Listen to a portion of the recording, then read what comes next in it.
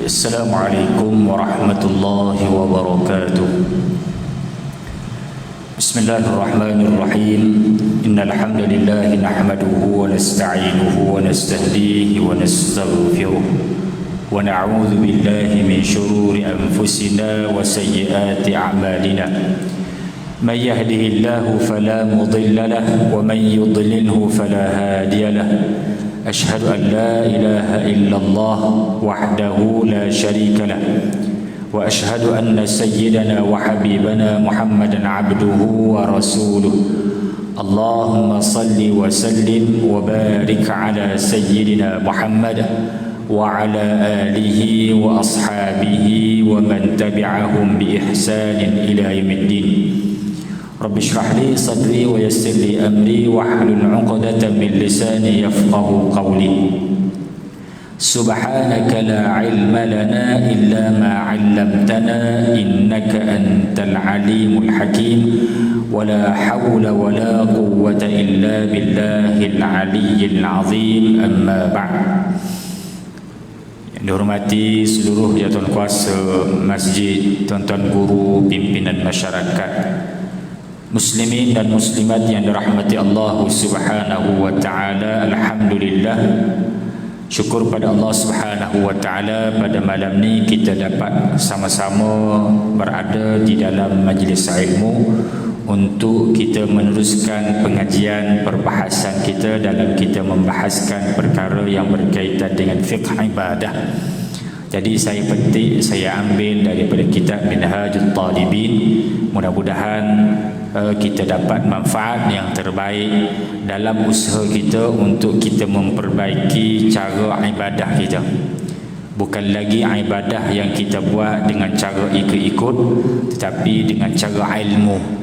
Orang yang beribadah dengan ilmu, bukan beribadah dengan cara kita melihat, bukan hanya ibadah dengan cara kita ikut-ikut warisi perbuatan tersebut, tidak. Baik, tuan-tuan yang dirahmati Allah Subhanahu wa taala, kita masih lagi berada di dalam perbincangan berkaitan dengan rukun sembahyang. Rukun sembahyang yang mana dalam pertemuan yang lalu kita telah menghabiskan perbincangan berkaitan dengan rukun yang keenam, iaitu i'tidal. Dan dalam pertemuan yang lalu dalam bab i'tidal juga telah kita sentuh perbahasan dan perbincangan berkaitan dengan qunut. Ya, kita telah sentuh perbincangan berkaitan dengan qunut.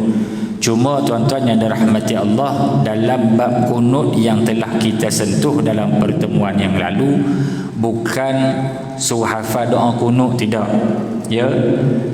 Cuma yang kita perbetulkan, yang kita bahas ialah apa yang perlu dilakukan oleh imam dan apakah yang perlu dilakukan oleh makmum ketika mana membaca doa qunut. Ini mungkin sebagai peringatan kembali, ataupun mungkin ada dalam pertemuan yang lalu mereka yang tidak hadir, yang tidak jelas ataupun yang tidak faham, mungkin boleh ambil maklumat ni balik. Baik, tuan-tuan yang dirahmati Allah, kita baca matan Minhajul Talibin. Kata musannif rahimahullah, qala al-musannif rahimahullah ta'ala wa nafa'ana bihi wa bi'ulumihi wa ja'alana minal mukhlisin bi qira'atihi, qala wa anna al-imam yajharu bihi. Dan ni untuk kita ingat balik, ni kita telah bahas dalam pertemuan yang lalu. Cuma masih ada yang keliru lagi. Wa anna al-imam yajharu bihi, dan sesungguhnya imam menjaharkan dengannya, yakni dengan qunut tadi. Imam hendaklah dia menjaharkan bacaan qunut tadi. Yang ni yang sunatnya. Boleh tak kalau dia baca perlahan? Boleh juga. Kalau dia tak mau angkat tangan, itu perbincangan panjang. Cuma yang jelas di sini kebiasaan kita buat, kita jahar. Cuma jahar kita ni jadi pelik imam ni. Peliknya sebab apa tuan-tuan? Sebab separuh dijaharkan, separuh lagi diperlahankan. Yang ni yang agak pelik di dalam perbuatan imam. Sebab di dalam kitab dijaharkan bacaan imam. Wa annahu yu'minul ma'mum lid-du'a. Makmum mengaminkan ketika mana dalam doa. Qunut kita sedia maklum bahawa qunut ni ada dua bahagian. Satu bahagian doa, satu bahagian puji. Ya, mana bahagian puji? Bahagian puji ialah fa innaka taqdi wa la yuqda alaik, sampai hujung tu itu merupakan bahagian puji-pujian untuk Allah. Yang bahagian doa ialah bahagian yang mula-mula. Allahumma hdini, Allahumma hdina fi man hadait wa afina fi man afat. Itu bahagian doa. Maknanya qunut ada dua bahagian. Imam menjaharkannya, makna jaharkan qunut tadi, dan makmum hendaklah mengaminkan pada bahagian doa. Wa yaqulus sana, wa yaqulus sana, dan dia menyebut. Ni siapa ni? Kembali kepada makmum. Dan makmum menyebut as-sana, puji-pujian itu sirran. Sirran ni mana? Perlahan. Makmum ikut imam secara perlahan, tapi imam baca kuat. Fa innaka taqdi wa la yuqda alaik. Makmum baca fa innaka taqdi wa la yuqda. Yang perlahan itu ialah makmum, bukannya imam. Ya, bukannya imam. Kita hari ni yang imam itu yang perlahan, itu yang pelik tu. Yang tu tidak ada, tuan-tuan. Itu tidak ada. Kita kena buat kursus imam balik ni.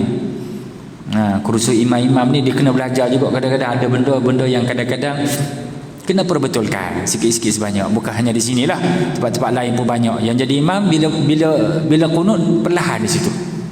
Ini satu perbuatan. Kalau nak perlahan-perlahan semua. Perlahan semua. Nak kuat, kena kuat semua. Bukan separuh kuat, separuh perlahan. Tak ada macam tu. Makmum dia ada keadaan. Waktu imam baca doa, amin. Waktu imam baca pujian, dia ikut imam. Satu langkah yang pertama. Ataupun tuan-tuan yang dirahmati Allah, boleh juga dia sebut ataupun dia diam. Dia baca dengan perlahan, jangan sama kuat dengan imam. Imam kuat, dia pun kuat. Habis bergaul masjid, tuan-tuan.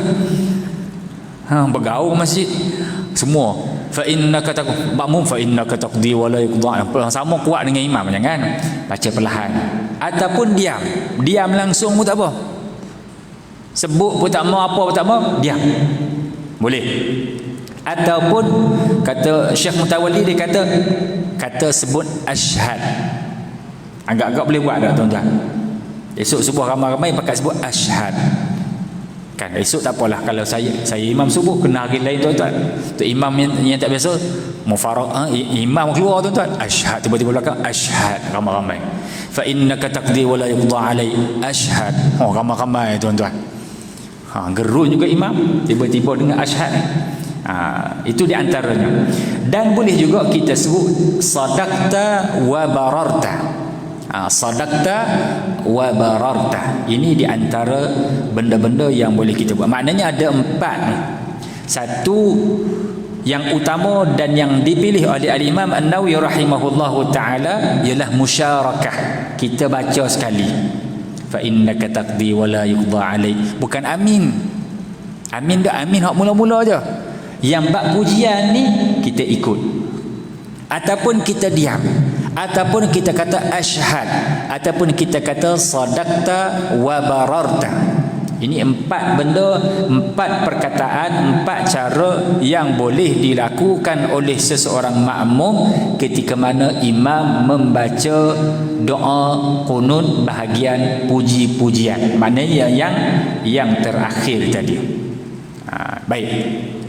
Jadi selesai dalam masalah pun ini sebagai untuk kita recap balik, kita peringat balik apa yang telah kita bahas di dalam pertemuan yang lalu. Baik. Wasabi' min al-arkan as-sujud marratayn li kulli rak'ah. Dan yang ketujuh daripada rukun-rukun sembahyang itu ialah sujud 2 kali bagi setiap rakaat. Maknanya kalau sujud sekali tak dikira sebagai rukun. Sujud 2 kali itu barulah dikira sebagai rukun yang sempurna. Maknanya kalaulah dalam rakaat itu dia hanya sujud sekali, maknanya rakaat itu dikira sebagai tidak sah. Rakaat itu dikira sebagai lagha, tidak sah rakaat tersebut, dia kena tambah rakaat itu. Baik. Liqauli ta'ala irka'u wasjudu wa liqabari idza qumta ila salah ila akhir. Kerana firman Allah Subhanahu wa taala, rukuklah kamu dan sujud. Dan juga kerana hadis Nabi sallallahu alaihi wasallam yang menceritakan tentang sifat-sifat salat. Dalam hadis idza qumta ila salah, apabila kamu hendak mendirikan sembahyang. Wa innama 'udda ruknan wahidan liittihadihima kama 'adda ba'dhum at-tama'ninata fi mahalliha al-arba' ruknan wahidan lidzalik. Dan dikira sujud itu sebagai satu rukun yang walaupun 2 kali buat, dia sama dengan tama'ninah. Ada sebahagian ulama yang meletakkan tama'ninah ni satu. Ada sebahagian ulama tak letak langsung tama'ninah. Sebab apa? Sebab dia letakkan tama'ninah itu di dalam syarat sah perbuatan. Dalam i'tidal tama'ninah, dalam rukuk ada tama'ninah, dalam sujud ada tama'ninah, duduk antara 2 sujud letak tama'ninah lagi. Jadi dia letakkan di dalam syarat ataupun cara untuk melakukan perbuatan.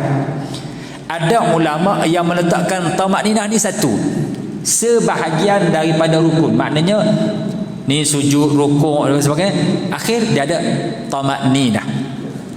Dia ada tama'ninah di situ. Dia letak satu, sedangkan tama'ninah berlaku pada bahagian-bahagian tadi, 4 bahagian tadi.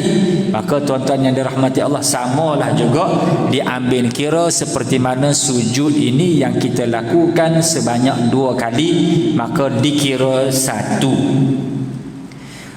Wa huwa lughatan at-tatamun wal mayl. Dari sudut bahasa, ni kita mengaji kitab yang besar ni, dia cerita panjang sikitlah. Kalau kita mengaji kitab fiqh yang simple, dia tak masuk dah perbincangan bahasa apa dia, perbincangan istilah apa dia, syarak kata apa dia. Yang ni dia sudut kitab yang agak besar. Dari sudut bahasanya at-tatamun wal main. Sujud tu apa? Dari sudut bahasa, sujud maksudnya ialah tetap ataupun condong. Wa qila al-khudu' wat tadhallul. Dan ada pandangan yang lain mengatakan tunduk dan juga wat tadhallul, menghina diri. Baik. Wa syar'an, dan dari sudut syaraknya apa dia? Maksud sujud itu aqalluhu, sekurang-kurangnya. Maknanya dia cerita dari sudut perbuatan. Sekurang-kurangnya yang kata sujud itu ialah mubasyaratu ba'di jabhatihi musallah. Sekurang-kurang sujud itu ialah bersentuhan sebahagian dahinya dengan tempat sembahyang secara langsung. Mubasyarah, secara langsung, maknanya tanpa lapik, bersentuhan sebahagian daripada dahinya ke tempat solat. Ay ma yusalli alaihi min ardin aw ghairiha, iaitu tempat yang dia semayang atasnya, sama ada atas sejadah, atas simen, atas tanah, atas apa saja. Maknanya kena dahi ke tempat sembahyang, tempat sujud, tempat kita semayang itu. Kita semayang atas tanah, dahi kena tanah, maka itulah yang digelar sebagai sujud. Kerana sabda Nabi sallallahu alaihi wasallam, idza sajadta famakkin jabhataka wa la tanqur nuqra. Kata Nabi sallallahu alaihi wasallam, apabila kamu sujud maka tekan Famakkin jabhatak, tekan dahi kamu ni, makin tetapkan dahi kamu ni. Wala tanqur nuqra, jangan buat macam patut. Patut macam mana? Orang sujud angkatlah. Tak ada tamak nina, angkat kepala. Tak ada tamak nina, angkat kepala. Sujud macam tu. Ni biasa berlaku ni bila tuan-tuan? Berlaku kalau sembahyang seorang, kalut nak pergi tandas, nak kencing. Dia kalut tuan-tuan, sembahyang seorang, kalut, kawan telefon lah, kawan panggil lah, drama bersambung. Kalau orang perempuan sekarang ni drama banyak tuan-tuan, drama lah macam-macam berlaku kan. Drama sambung. Tadi sembahyang, waktu iklan tengok-tengok cerita sambung, tengah sembahyang tuan-tuan, kalut sujud. Kalut sujud tuan-tuan. Jadi dilarang oleh Nabi SAW. Maknanya dalam sujud pastikan, dalam kita mazhab Syafi'i ini mesti ada tamakninah. Tapi kalau kita tengok dalam mazhab yang lain, mazhab Hanafi sebagai contoh, mereka tidak ada tamakninah.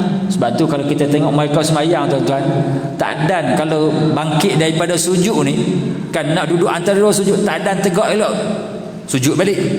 Tak ada nak rapat elok dahi ni, dah bangkit dah. Ini dalam mazhab Hanafi. Maknanya mereka tidak ada tamakninah, rukun sebagai rukun di dalam sembahyang mereka. Baik tuan-tuan yang dirahmati Allah Subhanahu wa taala. Hadis tersebut diriwayatkan oleh Ibn Hibban fi sahihi. Wa li khabari Khabbab bin al-Arat, syakawna ila Rasulillah sallallahu alaihi wasallam harrar ramda fi jibahina wa akufina falam yushkina. Khabbab dia mengadu pada Nabi. Dia kata, kami telah mengadu pada Nabi sallallahu alaihi wasallam tentang kepanasan tanah. Kita tahu bahawa masjid Nabi ni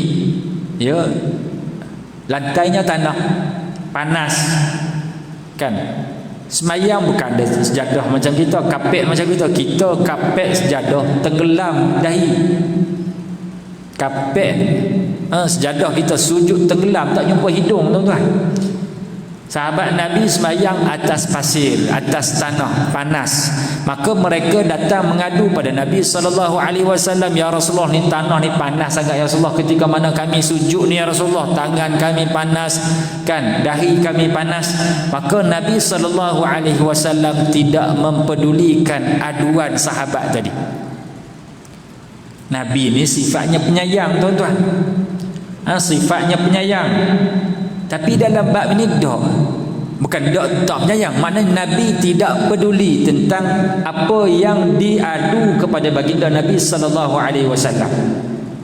Islam ni mudah, tapi bukan dipermudah-mudahkan. Maknanya sujud tetap kena sujud walaupun panas. Maknanya ditekankan ataupun diminta supaya dilaksanakan sujud itu dengan sempurna, yang walaupun tanah pasir itu dalam keadaan panas sekalipun.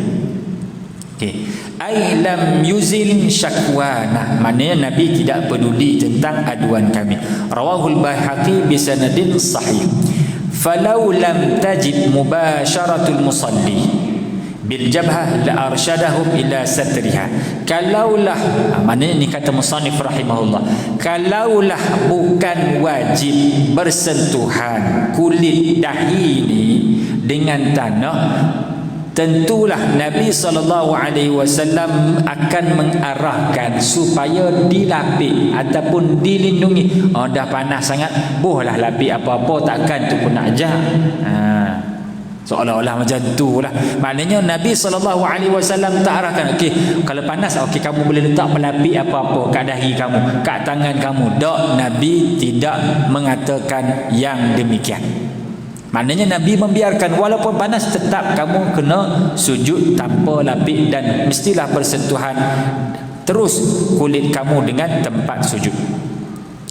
Waqil, dan dikatakan yajibu wad'u jami'iha, dan dikatakan wajib meletakkan dahi itu keseluruhannya. Keseluruhan apa? Keseluruhan dahi itu mesti kena di lantai, tempat sujud tu mesti kena di situ.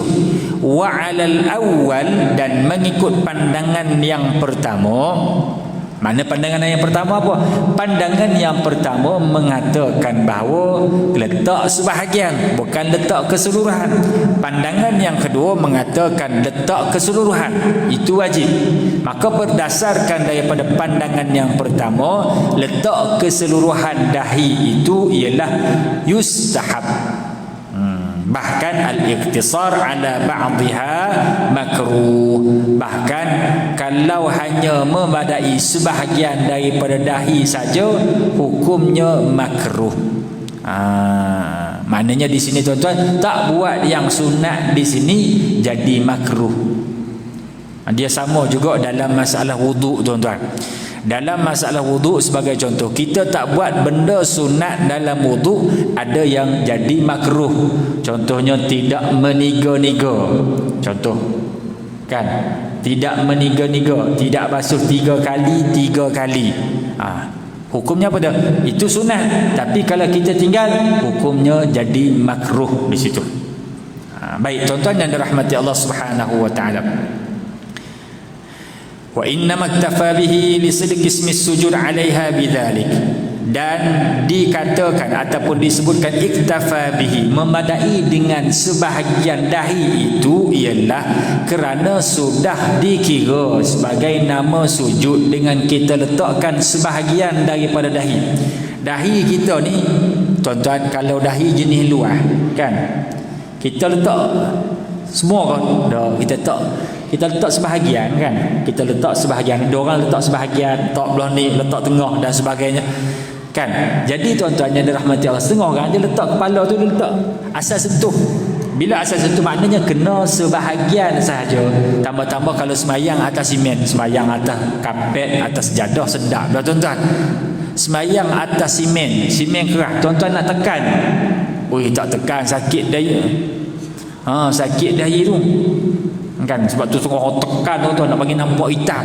Bukan macam tu, menampak hitam kena tekan kepala gosok, kalau nak bagi nampak hitam tak payahlah tuan-tuan. Bukan itu yang dimaksudkan dengan asar sujud. Jadi tuan-tuan yang dirahmati Allah Subhanahu wa taala, jadi kita letak sebahagian, maka letak sebahagian itu sudah dikira sebagai nama sujud. Sebab tu disebutkan kata memadai dengan sebahagian sahaja. Wa kharaja biha, dan terkeluarlah dengannya. Maknanya dengan apa? Dengan kata musannif, letak dahi sebahagian daripada dahi, iaitu aqallu mubasharatu ba'dhi jabhatihi musalla, terkeluarlah daripada ta'rifan syarak tadi. Apa ta'rifan syarak? Iaitu meletakkan sebahagian bersentuhan secara terus sebahagian daripada dahi ke tempat sembahyang dia, tempat dia berdiri tadi, tempat dia sejadah, kalau sejadah lah, kalau lantai kalau simen lah. Jadi terkeluar daripada ta'rifan ini apa dia tuan-tuan? Al-jabin wal anf. Terkeluarlah, maknanya tidak termasuk daripada tuntutan sujud, iaitu apa dia? Tepi dahi. Tuan-tuan ada tepi dahi. Ni tepi dahi ni kan. Ni tepi dahi. Ni dahi. Dahi ni kan. Hak tepi dahi ni termasuk tak? Tak termasuk daripada dahi. Tuan-tuan sujud macam ni, boleh tak sujud macam ni? Sembang kawan sebelah kau macam mana, wallahu a'lam, tengok kawan sebelah buh dahi di sini waktu sujud, boleh tak? Tak boleh. Sebab apa? Tak termasuk dalam dahi. Ini yang ni yang depan ni, yang menghadap depan ni, ini ialah jabhah. Yang tepi ni dipanggil al-jabin. Tepi ni. Tepi ni tak termasuk daripada dahi. Dan begitu juga hidung. Dalam mazhab Syafi'i tak dikira sebagai anggota yang wajib diletakkan. Fala yakfi wad'uhuma wala yajibu lima sayati. Dan tidak memadai letak kedua-duanya. Letak hidung saja, dahi tak kena, tak boleh. Letak tepi ni pun tak boleh. Mesti kena letak ialah dahi. Dan ia tak hidung juga merupakan satu benda yang tidak wajib. Fa in sajada ala muttasilin bih, sekiranya dia sujud, yang ni perhati, untuk orang yang berambut panjang. rambut panjang. Fa in sajada ala muttasilin bih, sekiranya seseorang itu sujud atas benda yang bersambung dengan dia. Apa yang bersambung dengan dia? Contohnya pakaian dia, rambut dia, songkok dia, kopiah dia, serban dia, jubah dia, apa-apa sahaja yang bersambung dengan dia. Dengan dia tu siapa? Dia yang sembahyang tu lah. Dia sujud atas benda yang bersambung dengannya, qatarfi kammihi tawil aw imamati, seperti hujung apa ni, kamih, lengan baju dia yang panjang. Dia pakai baju yang jenis lengan panjang, Wong Fei Hong, tuan-tuan. Kan tutup tangan tu. Waktu sujud dia letak, dia letak. Bila letak dia punya lengan panjang hak besar, tuan-tuan, menutup tempat sujud dia. Menutup tempat sujud dia. Orang perempuan yang pakai telekung, jaga-jaga. Yang pakai telekung kan, pakai telekung tu jangan sujud atas telekung. Jangan sujud atas telekung. Sebab apa? Telekung itu bergerak dengan kita. Ni sujud tolak telekung, buh atas telekung. Jangan. Jaza, harus benda tu illam yataharrak biharakati, boleh sujud atas lengan, atas serban, sekiranya tidak bergerak dengan pergerakannya. Benda tu tak bergerak. Contohnya serban ekor panjang sampai pusing sampailah ekor dia duduk tempat sujud kita. Maka bila ekor berada di tempat sujud kita, kita pun sujud atas ekor serban tadi. Dia bergerak tak waktu kita bergerak? Tak bergerak, tuan-tuan. Dia bergerak yang dekat dengan kita je. Yang jauh dengan kita tidak bergerak. Maka bila tidak bergerak, boleh. Rambut bergerak dengan kita. Kita rukuk, dia rukuk, kita i'tidal, kita sujud, dia sujud. Bergerak sekali tak? Dia bergerak sekali dengan kita. Maka atas rambut tidak boleh. Rambut panjang, rambut jenis turun tu kan, rambut jenis turun tu, maka kalau yang lelaki lah, yang perempuan tak ada isu kan, sebab kena pakai tudung tutup aurat. Yang lelaki ni, yang jenis tak nak pakai rupiah, tak pakai serban, tak pakai songkok dan sebagainya ni, maka waktu sujud kalau jenis rambut turun, maka kena angkat rambut. Jangan sujud atas rambut. Sebab apa? Sebab tidak sah sujud atas rambut. Sebab apa? Sebab rambut itu bergerak dengan pergerakan kita. Sebab tu waktu nak sembahyang, ambillah apa-apa boleh ikat di kepala. Bolehlah tengkolok ke, sorban ke, topi keledar ke, apa-apa je lah, tuan-tuan. Asal boleh sujud dengan cara yang baik. Kan? Waktu kita nak sembahyang ni, asal sujud, pegang kepala, pegang rambut. Mentang-mentang lah rambut lembut, tuan-tuan. Kan? Sujud angkat. Bolehlah apa-apa. Kan, rokok boleh buh dalam poket, piah selai tak boleh buh. Baik, tuan-tuan yang dirahmati Allah Subhanahu wa taala. Li'annahu fi hukmil munfasil anhu. Okey. Yang boleh tadi ialah sekiranya benda itu tidak bergerak dengannya. Sebab apa? Sebab hukum seperti hukum yang terpisah dengannya. Benda itu seolah-olah macam terpisah dengannya. Fa in taharraka bi harakatihi fi qiyamin aw qu'udin aw ghairihima kamindilin ala atiqihi lam yajuz. Sekiranya benda itu taharraka bi harakatihi, bergerak dengan pergerakannya, dalam keadaan berdiri ataupun duduk ataupun selain daripada kedua-duanya, seperti kamindirin ala atiqih, seperti mana kain yang dia letak atas leher. Tu kan teba roti canai, buh kain atas leher, tuan-tuan. Kan, waktu semayang kain tu panjang sangat, ataupun kita pakai buh ketuala atas leher. Semayang, tuan-tuan, tiba-tiba kain tersebut tutup tempat sujud kita. Kita pun sujud atas benda itu. Maka tuan-tuan, lam yajuz, tidak harus. Kita bubuh selendang atas bahu, selendang atas bahu. Waktu sembahyang bubuh selendang juga. Waktu sujud selendang pergi duduk tempat sujud kita. Jangan sujud atas selendang tu. Sebab apa? Selendang tu bergerak bersama dengan kita. Qiyam kita, rukuk kita, i'tidal kita, sujud kita, dia bergerak bersama dengan kita. Jangan sujud atas selendang tersebut. Nak pakailah, tak ada masalah, tapi jangan sujud atas benda itu. walau shalla min qiyamin la taharraka lam yadur. Apa ni? Ini silap. Fa in kana muta'ammidan 'aliman, sekiranya dia buat benda tersebut muta'ammidan, sengaja, dan 'aliman, dalam keadaan dia tahu, batalat salatuhu, batallah sembahyangnya, au nasiyan, ataupun lupa, au jahilan, ataupun tidak tahu, lam tabtul wa a'ada sujud. Kalau dia buat dalam keadaan lupa, kan dia tahu tapi lupa, ataupun dia jahil, tak tahu langsung, sengaja tapi lupa, ataupun tak tahu, maka lam tabtul, maka tidak batal sembahyangnya, wa a'ada sujud, dan hendaklah dia mengulangi sujud tersebut. Walau shalla min qu'udin falam yataharrak biharakatih, kalau dia sembahyang duduk, sembahyang duduk, tapi benda itu tidak bergeraklah waktu dia duduk. Kalau dia berdiri bergerak, duduk tak bergerak sekali dengan dia. Walau shalla min qiyamin la taharrak lam yadur. Kalau dia sembahyang duduk, benda tu tak bergerak bersama dengan dia. Tapi kalau sembahyang berdiri, bergerak dengan dia. Maka kalau sembahyang duduk tadi, dia pun pergi sujud atas benda itu, maka tidak menjadi masalah. Kuncinya apa dia? Bergerak ataupun tidak bersama dengan dia yang sembahyang tadi.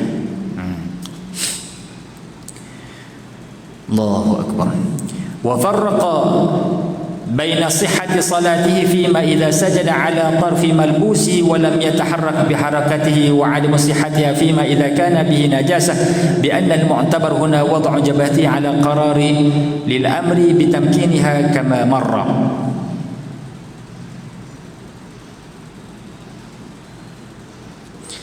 Dan beza, musannif al-Imam An-Nawawi rahimahullahu ta'ala membezakan masalah ini dengan masalah benda yang bersambung, benda yang bersambung dengan diri kita. Benda yang bersambung dengan diri kita ni contohnya apa dia tuan-tuan?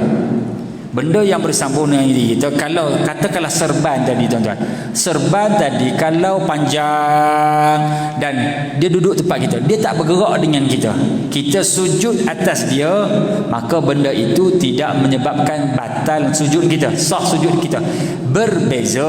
Berbeza dengan benda itu kalau ada najis. Benda itu kalau ada najis,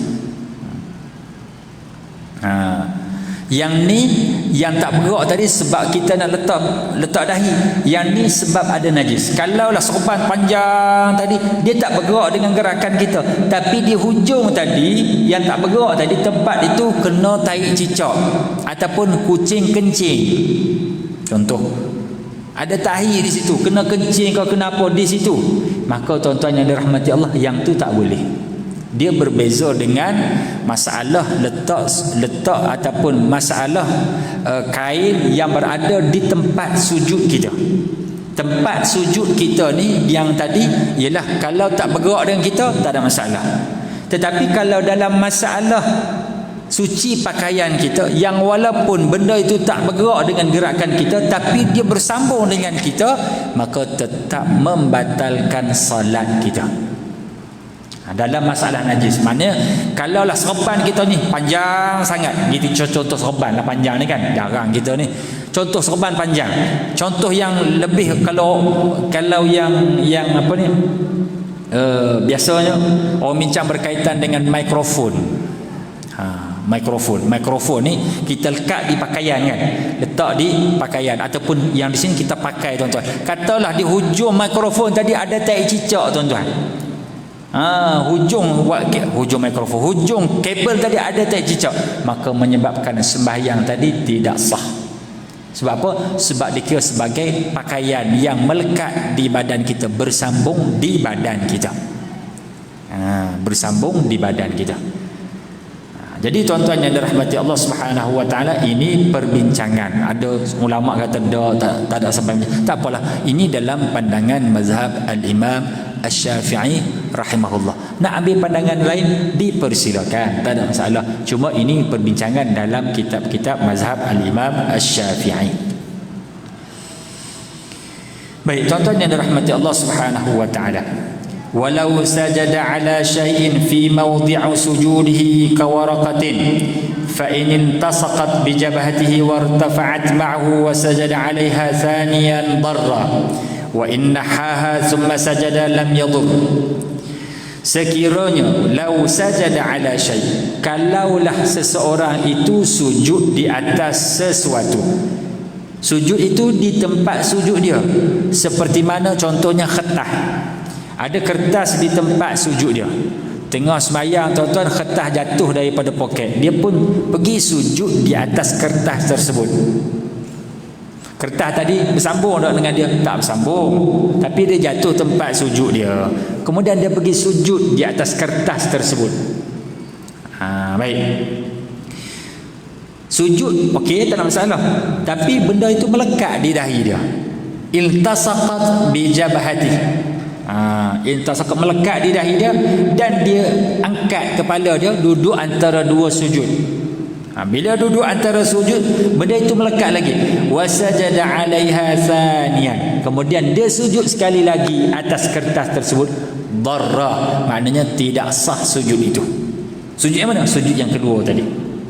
Sebab dia sudah bergerak, kertas tadi sudah bergerak bersama dengan diri dia. Kan?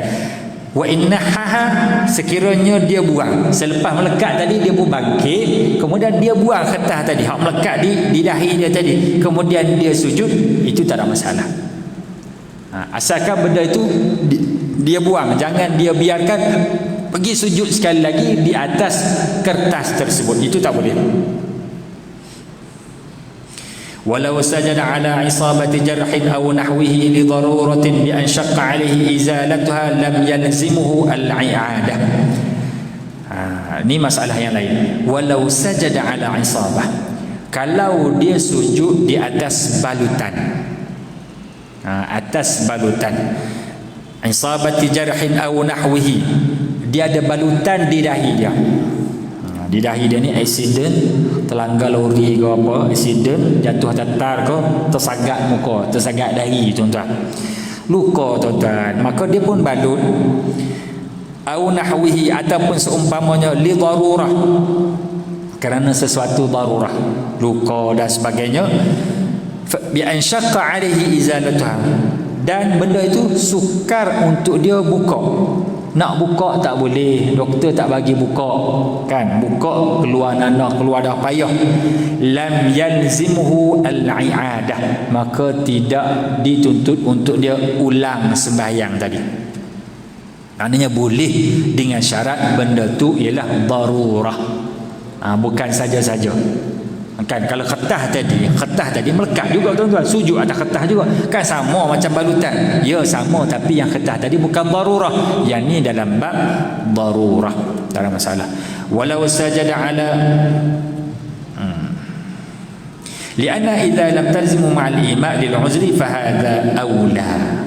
Kerana dia kata ilah dia ialah kerana kalau li'anna al-i'adah, kerana ulang sembahyang, ulang sujud, idza lam talzimuhu ma'al ima', sekiranya dia tidak dilazimi beserta dengan hanya condong lil uzri.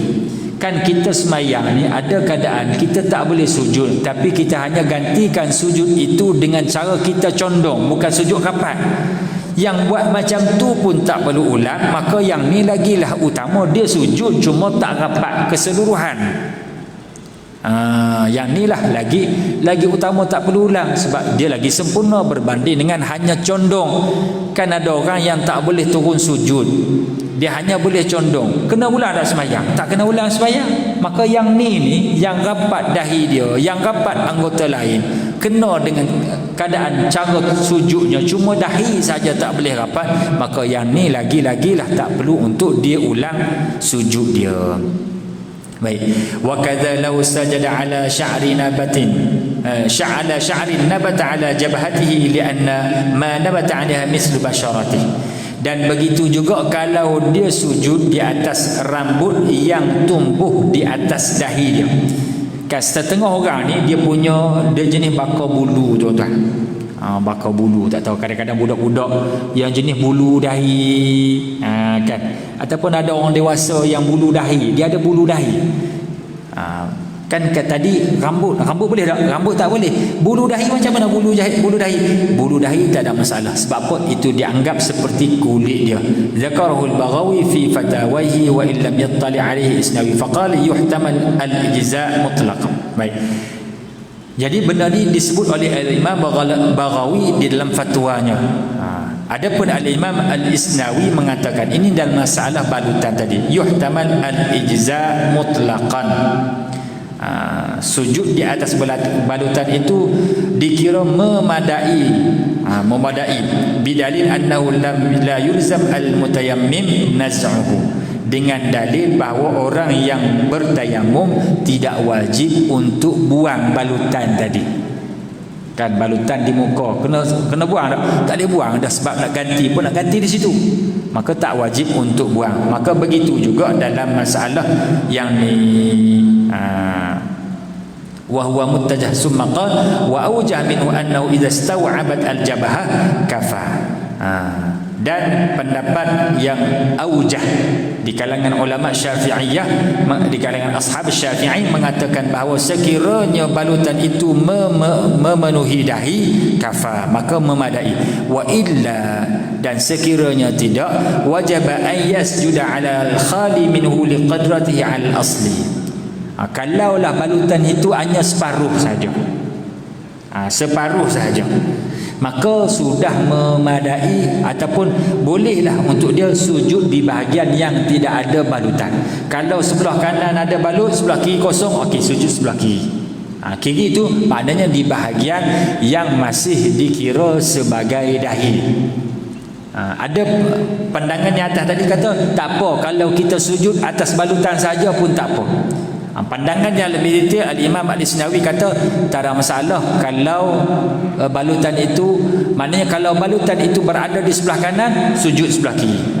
Kalau ada sebelah kiri, sujud sebelah kanan. Maknanya ambil tempat yang tidak ada balutan. Baik, tuan-tuan yang dirahmati Allah Subhanahu wa taala, wala yajibu wad'u yadayhi wa rukbatayhi wa qadamayhi fi sujudihi fil azhar.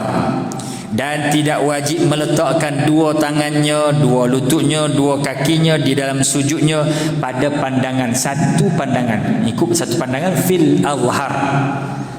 Ini kata ada pandangan. Liqauli ta'ala simahum fi wujuhihim min atharis sujud.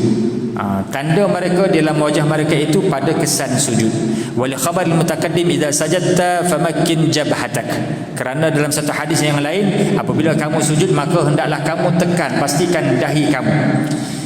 Jadi tuan-tuan yang dirahmati Allah, kata musannif wa li'annahu la wajaba wad'aha la wajaba al-ima' biha 'inda al-'ajzi an wad'iha wal ima'u biha la yajibu fala yajibu wad'uha li'anna al-maqsud minhu wad'u 'ashr fil a'dha' al-mawati' al-aqdam wa huwa khasisun bil jabhah.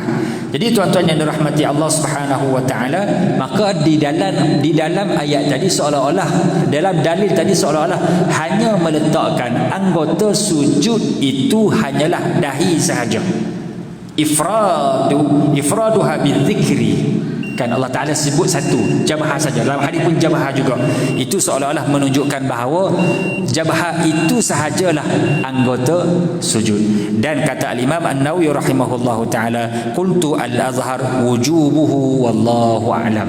Aku mengatakan bahawa tetap wajib meletakkan keseluruhan anggota yang 7 yang kita sedia maklum, dan inilah pandangan yang azhar di dalam mazhab Al-Imam Asy-Syafi'i, dan inilah pandangan Al-Imam Asy-Syafi'i, kata Al-Imam An-Nawawi rahimahullahu ta'ala. Jadi tuan-tuan yang dirahmati Allah Subhanahu wa ta'ala, kita berhenti di sini. Mudah-mudahan apa yang kita dapat hari ini dapat kita jadikan sebagai panduan dalam kehidupan kita, khususnya dalam kita nak memperbaiki salat kita menjadi salat yang terbaik.